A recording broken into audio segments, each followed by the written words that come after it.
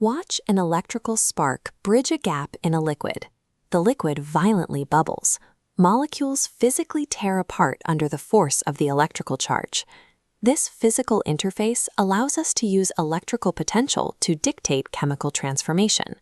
Within this space, there are two distinct types of physical engines. They operate in exact thermodynamic opposition. The first is the galvanic cell. This system harnesses a spontaneous chemical reaction, using the natural desire of elements to react to push electrons through an external wire, performing useful electrical work. The second is the electrolytic cell. Here, external electrical work is forced into the system to drive a non-spontaneous chemical decomposition, literally ripping apart stable molecules like water into hydrogen and oxygen. Every battery in your electronics, every industrial metal refinery, and every biomedical sensor is governed entirely by this push and pull dynamic between chemical desire and electrical force. To understand the thermodynamics driving that electron flow, we need to build a galvanic system from first principles. We use the Daniell cell as our baseline model. At the zinc anode, oxidation occurs, shedding electrons into the wire while zinc dissolves as ions.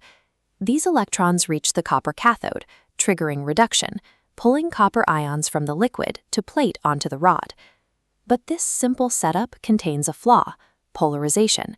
As positive zinc ions flood one side and positive copper ions leave the other, an imbalance of charge builds up.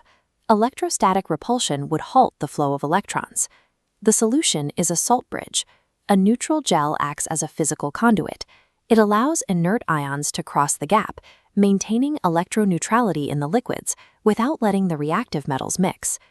The physical architecture of a battery exists for a single reason: to maintain strict electrical balance while electrons are actively in transit. This creates a measurement paradox. Electrical potential is strictly a difference between 2 points. So how do you measure the absolute voltage of a single, isolated chemical half-cell? You can't. Physically, an electron cannot leave a chemical donor without a specific destination acceptor. The scientific solution is the standard hydrogen electrode, an agreed-upon thermodynamic baseline. We bubble hydrogen gas at 1 atmosphere of pressure over a platinum electrode in a 1 molar acid solution. By international agreement, this exact system is assigned a potential of exactly 0.00 volts. When we hook our isolated Daniell cell elements up to this artificial zero, their individual potential profiles appear. Zinc registers at negative 0.76 volts, and copper sits at positive 0.34 volts. The scale separates chemical behaviors.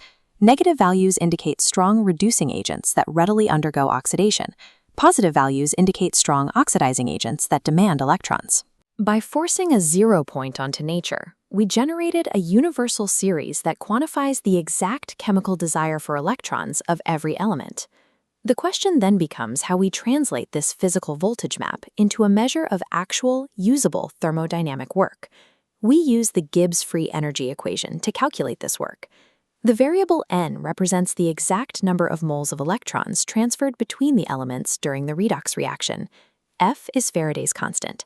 This is the electrical charge carried by exactly 1 mole of electrons, 96,485 coulombs. Notice the negative sign at the front of the equation.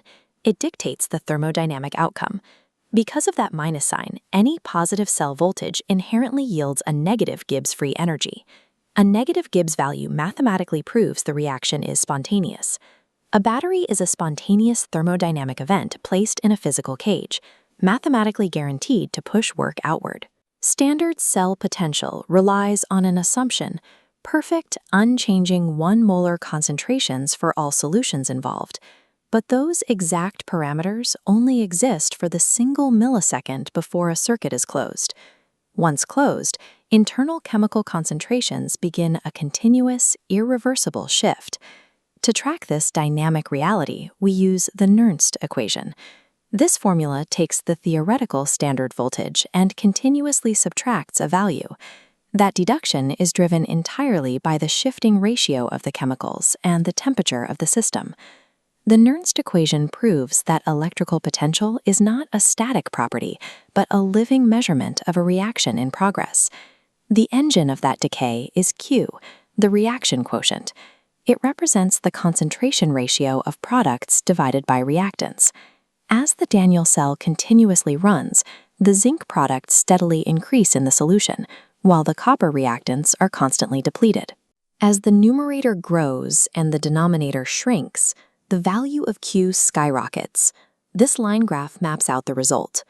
The ballooning Q value causes the subtracted portion of the equation to rapidly expand, eating away at the battery's total potential. Eventually, the curve hits 0 volts. This is the exact point of chemical equilibrium. The forward and backward reactions are perfectly matched, and no net transfer of electrons occurs. A battery stops functioning when it can no longer maintain a difference in potential. This state of 0 volts represents thermodynamic equilibrium, the point of maximum entropy.